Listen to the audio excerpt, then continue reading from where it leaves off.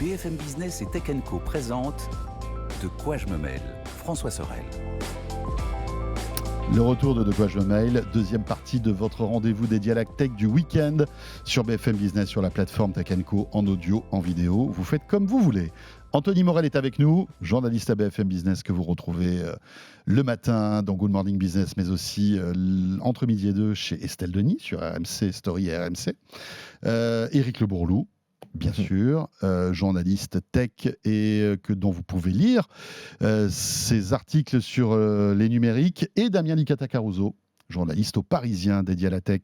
On repart avec la PS5 qui va être sans doute mise à jour bientôt. Vous savez que c'est des cycles comme ça de consoles. La PS4 avait été mise à jour avec la PS4 Pro.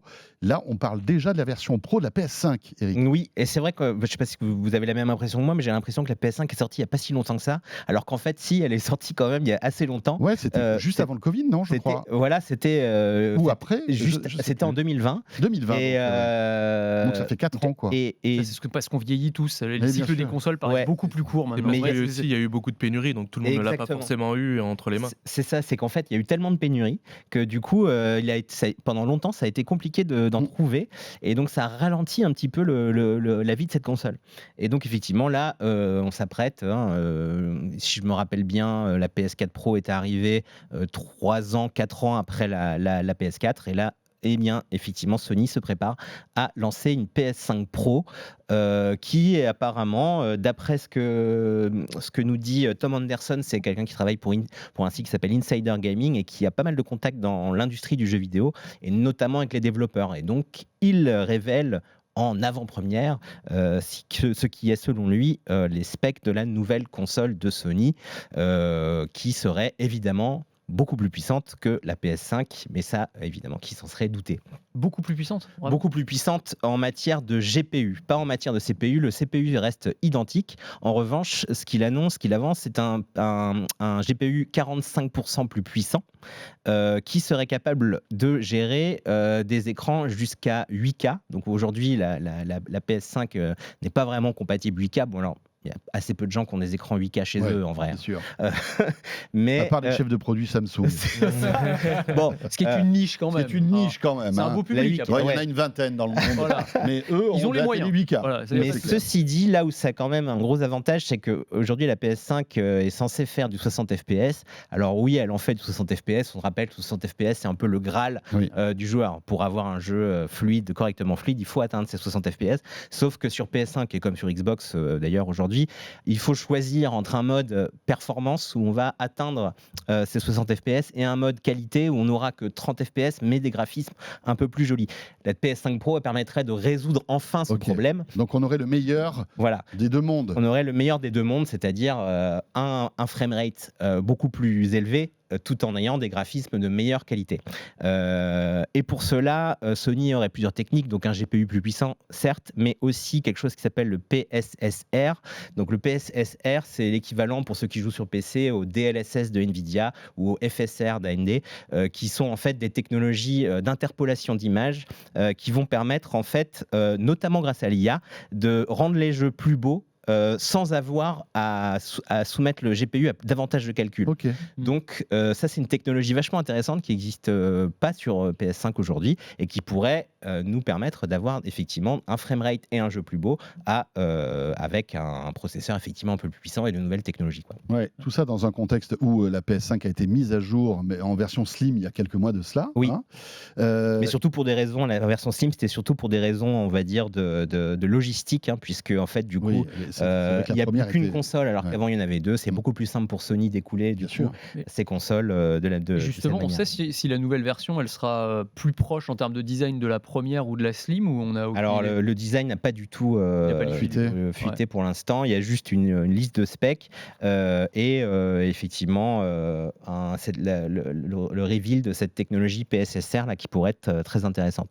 Et effectivement aussi et ça peut être intéressant aussi parce que les jeux vidéo réclament beaucoup de ce genre de techno. Un accélérateur IA, alors je ne sais pas ce que ça veut dire, De toute façon, mais tout est IA maintenant. Ouais, exactement. bien sûr, Ce sera c'est sûrement foutu. quelque chose C'est qui, foutu. mais ça pourrait être utile dans certains jeux, notamment pour faire de la simulation physique plus réaliste, des choses comme ça, quoi. T'as vu qu'il y a des boîtes, toute petite parenthèse, mais qui ont été condamnées pour la première fois cette semaine pour IA washing, c'est-à-dire pour le fait justement de dire ouais, nous on a de l'IA dans nos produits, alors qu'en fait c'était complètement bidon. Elles ont été condamnées pour ça. Bah, c'est bien fait pour eux. Bah oui, mais tu sais, il y en a plein. Hein. Enfin, Ouais, je pense évidemment. que Ouais. vraiment, s'ils commencent à fouiller là-dedans, c'était aux États-Unis, là, c'était le gendarme boursier. À mon avis, s'ils commencent à faire le tri, ça va.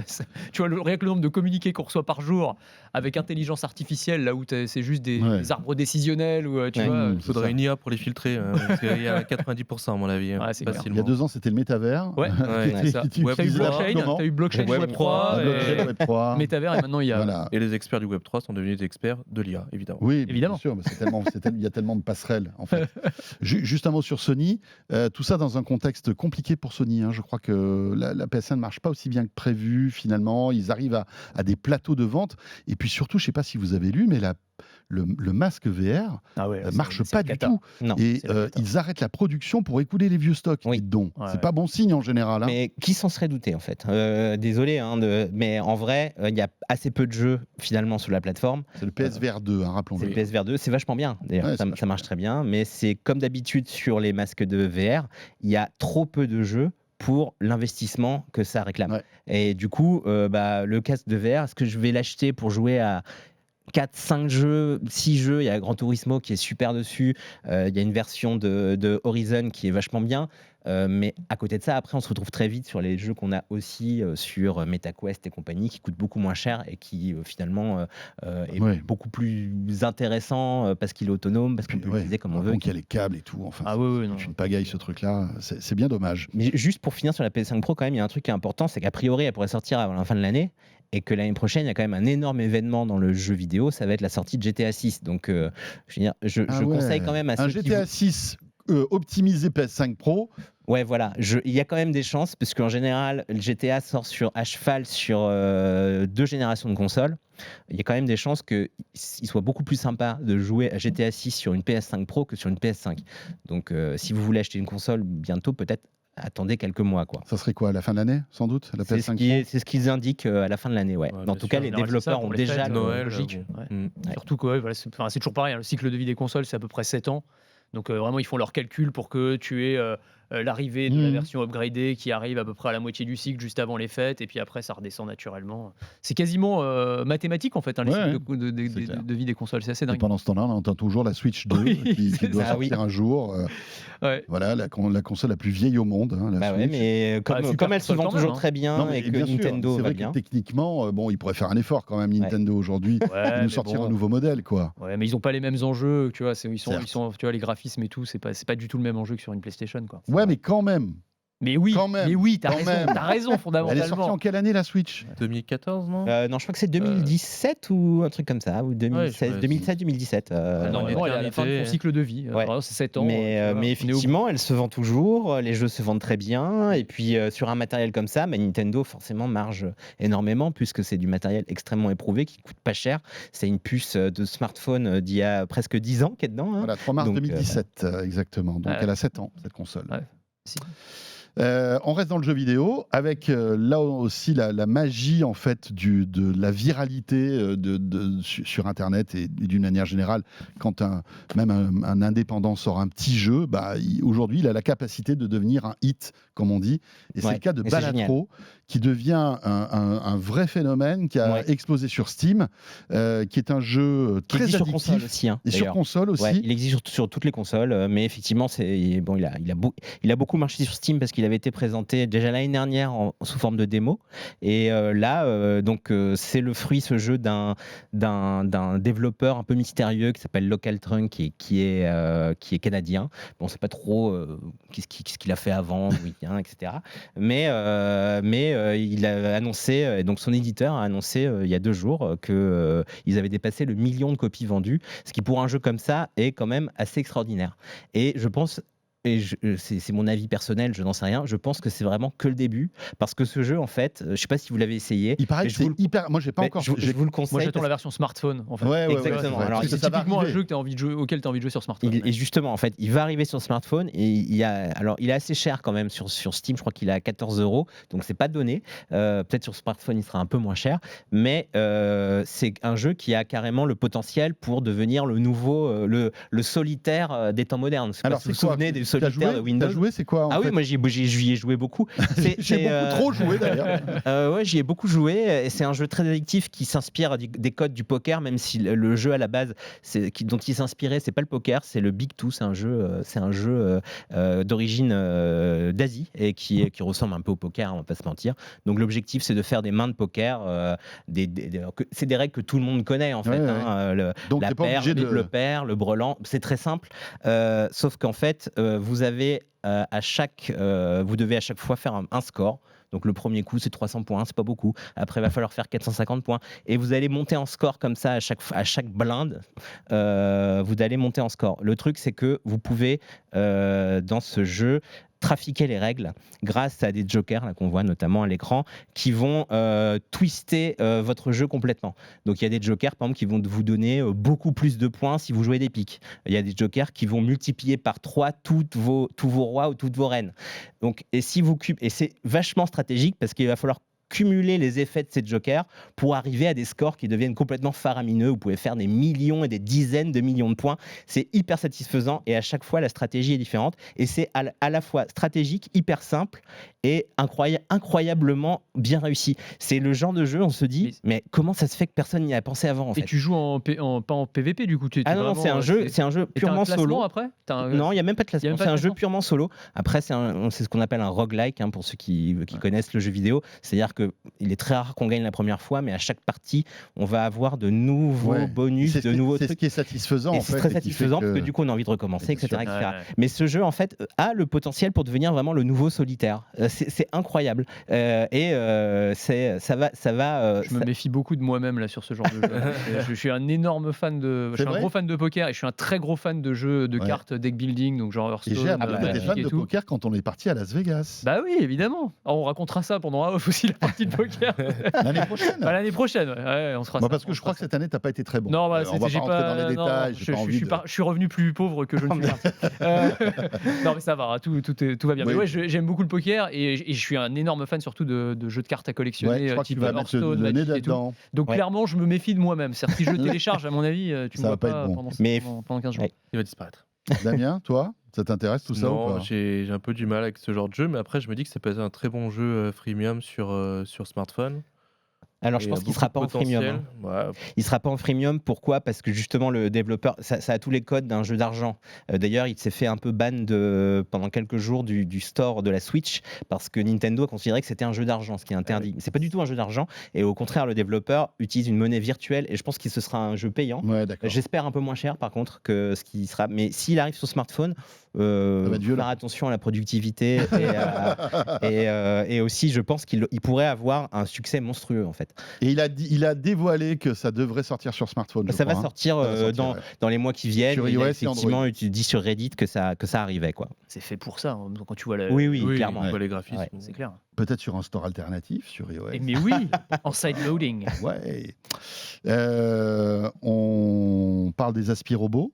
Ah oui, t'as raison. Oui, parce que Anthony a plusieurs passions, le poker et le ménage. Et la poussière. Exactement. Il chasse la poussière chez lui et il teste. Donc, tu as tout un troupeau d'aspiro-robots chez toi. Exactement, une équipe vraiment qui travaille, qui est à mon service. Non, je me suis intéressé à ce sujet parce que je me disais, qu'est-ce qu'il y a de nouveau dans les aspirateurs robots ?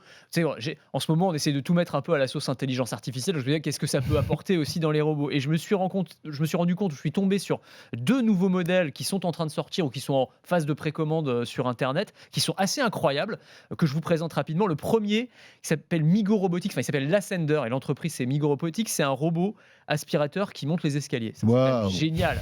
Et franchement, alors pour ceux qui nous regardent, évidemment, vous comprenez directement. Il faut 3 quarts d'heure pour monter 3 marches. Ouais, alors oui, après, c'est vraiment papy grabataire, évidemment. Mais tu t'en fous, tu fais ça, t'es pas chez toi, à la limite, tu le lances et puis il fait le boulot. Mais en gros, il arrive, donc il ressemble à un aspirateur robot normal. Il arrive devant une marche, et là, t'as des petites pattes robotiques en fait qui se déploient et qui lui permettent de monter monter une marche, puis une autre, puis une autre, puis une autre. Mais ça existe vraiment. Ouais, en fait, tu peux déjà le précommander. Alors, ça coûte 1300 €, je crois. Donc, c'est pas donné quand même. C'est vraiment, on est sur de la Rolls, un peu, tu vois, de l'aspirateur. Mais en tout cas, voilà, c'est peut-être ça la prochaine génération. Ça devient moins cher d'enlever les escaliers chez soi. Ouais, c'est ça. Ou t'en achètes de maison. T'en achètes un par étage à la limite, Ouais, tu vois, c'est ça. c'est peut-être moins contraignant, mais en tout cas, celui-là je l'ai fait, comme tu l'as dit tout à l'heure, je bosse aussi sur RMC chez Estelle Denis, et c'était le rêve d'Estelle Denis. Ça faisait des années qu'elle me disait mais quand est-ce que tu nous présenteras un robot aspirateur qui monte les escaliers, et je l'ai trouvé enfin, donc elle était ravie, voilà. Donc ça c'est le premier truc. Est-ce qu'il est descend? Parce que c'est ça le truc, c'est que Alors sur les vidéos tu ne le vois pas le descendre. parce que c'est pas du tout la même technique du coup pour descendre l'escalier, et je me demande comment il fait. Ça, t'as raison. Et alors il y a un autre truc aussi, c'est que tu le vois dans les vidéos de démo. Il monte une fois, il redescend Ouais, plus. ça c'est embêtant, tu vois. Et tu le vois aussi que sur des escaliers très droits, donc dans les escaliers en colimaçon, je sais pas, tu vois s'il est vraiment performant, donc faudra voir. Peut-être qu'il y a encore des points d'amélioration, mais je trouve que c'est assez rigolo. Ouais, c'est rigolo. Et le deuxième, alors qui est peut-être encore plus dingue, c'est un robot qui a été créé, un robot aspirateur créé par des anciens de Google, qui s'appelle le Matic, M-A-T-I-C. Et lui, alors pour le coup, on parlait d'IA, il a un assistant vocal embarqué, donc tu parles à ton aspirateur pour lui dire voilà, je viens de manger, viens nettoyer auprès de la table, et il arrive directement. Tu lui montres du doigt une zone, tu lui dis va nettoyer, là t'as oublié des poussières, il va les nettoyer. Et en fait, il est équipé de caméras. Il y a beaucoup d'aspirateurs robots qui sont équipés de télémètres et de capteurs divers et variés. Et là, lui, il a 5 caméras qui peuvent détecter les objets. Donc voilà, ça c'est une chaussette, donc je la contourne. Et donc ça lui permet aussi de détecter le type de sol et le type de tâche, et donc de s'adapter en fonction du type de tâche. Tu vois, il va passer du mode aspirateur au mode serpillière, par exemple. Il a l'air cool celui-là. Il est pas mal, hein, franchement, je l'aime bien. Et il doit pas passer sous beaucoup de meubles. Oui, Il est un peu voilà. plus Malheureusement, encombrant. hein. Ça, c'est vrai. Il est un peu plus Ils ont encombrant. tous des- ils ont Tu tous mets des tous tes défauts, meubles sur des mais bon, parpaings. C'est ça. Voilà. Tu mets tes meubles sur des parpaings, c'est bon en fait. Tu vois. Ouais, pour les Ta tables basses, télé, tu elle peux est dire. accrochée au mur. Voilà, parfait. Non, non, Mais il se mais balade carrément dans New York, quoi. ouais, alors ils ont fait un Tranquille. test dans New York pour voir s'ils pouvaient voilà, repérer les déchets et les aspirer. Bon, c'est rigolo, quoi. Mais Ouais. je trouve que le principe est marrant. Alors après, la question que ça me posait quand même, c'était C'est l'aspirateur qui a une conscience, tu sais, il veut nettoyer la rue. oui, c'est ça. Tu sais, Bon courage. il fait quoi j'ai terminé la maison, je vais Ah, nettoyer je la m'arrête rue. pas. J'y vais. Ma mission. Ma mission. Mais tu vois, 5 caméras, ça pose quand même une question. Ça veut dire aussi le robot, il peut voir un peu ce qui se passe chez toi. Et il y avait eu, alors j'ai retrouvé des citations qui datent de 2017, donc ça date un petit peu, mais de Roomba, des responsables de Roomba, qui imaginaient un futur où ces robots pourraient effectivement analyser grâce à des caméras ce qui se passe chez toi. Et par exemple, vendre ces informations-là à des tiers pour qu'on te cible avec de la publicité. Ah bah vous avez tel canapé, peut-être que vous seriez intéressé par telle table basse. Enfin, tu vois, tu as ce côté aussi protection des données. On en parlait tout à l'heure avec le duel Apple-Google. Mais si tu faut aussi se méfier de son aspirateur, ça va devenir Ouais, c'est compliqué clair, aussi, c'est tu vois. Ouais. Moi, ce qui me Ah, plaît, bah. c'est les démos. Excuse-moi, je te coupe, mais les démos qu'on voit là en vidéo, c'est des sols, mais c'est immonde. Immonde. Il y a, enfin, je veux dire, On peut rencontrer les gens qui habitent c'est- là-dedans c'est quand ça. même. c'est incroyable. C'est pas Moi, les gens je qui- rentre chez quelqu'un, il y a ça, mais je ressors direct. clair. C'est quoi. pas le client du robot aspirateur. Là. Le Non, mec, il n'a pas de robot Tu sais, aspirateur c'est chez lui. vraiment des clairement. trucs, il y en a partout. T'as des... Enfin bref, des N'importe quoi. céréales, de la poussière et tout, un truc improbable, quoi. Pardon, Damien. Non, mais ce qui est très drôle, c'est qu'ils sont de plus en plus intelligents. On va y mettre de l'IA, évidemment, et ils vont progresser. Mais pour l'instant, ça trouve difficilement son public. Et je suis pas sûr que même ces modèles-là vont être une révolution. Mais Moi, j'ai 2-3 potes qui ont des Ouais, moi aussi, aspirobats. moi aussi. J'en ai Oui, pas chez moi. j'en ai aussi, mais voilà, ça remplace pas forcément un gros ménage. Après, c'est plus un truc d'appoint. Oui, Il faut le vendre comme ça. Mais en fait, il à faut le l'origine. laisser tourner tout le temps. Et en Quand fait, t'es on pas le là, ouais, programme. c'est ça. Ouais. Ça dérange Et personne, ça. mais bon, voilà. Bon, c'est sympa. Bah, moi j'aime bien, Ouais, voilà. ouais, ouais. Je trouve ça, j'ai hâte de le tester en tout cas. Anthony, le roi des aspirobots aussi. Voilà, vous le Plusieurs saurez. cordes Donc mes à son passions, arc. le poker, Ouais. Les aspirobots, Magic, les robots aspirateurs voilà. c'est ça. Et les escape games. Et les escape games. Une vie bien remplie. Puisqu'il il va falloir que tu viennes un jour dans De quoi je me mêle et qu'on parle, toi et moi, d'escape games. Ah oui, c'est vrai. Mais On oui. en avait parlé de ce Ouais, truc-là. parce que là pour le coup, Et que tu nous fasses ta petite sélection. Ouais, parce que absolument. vous savez qu'Anthony teste tous les escape games disponibles. j'en ai testé beaucoup. Génial. Pas tous, mais j'en ai C'est testé fou, ça.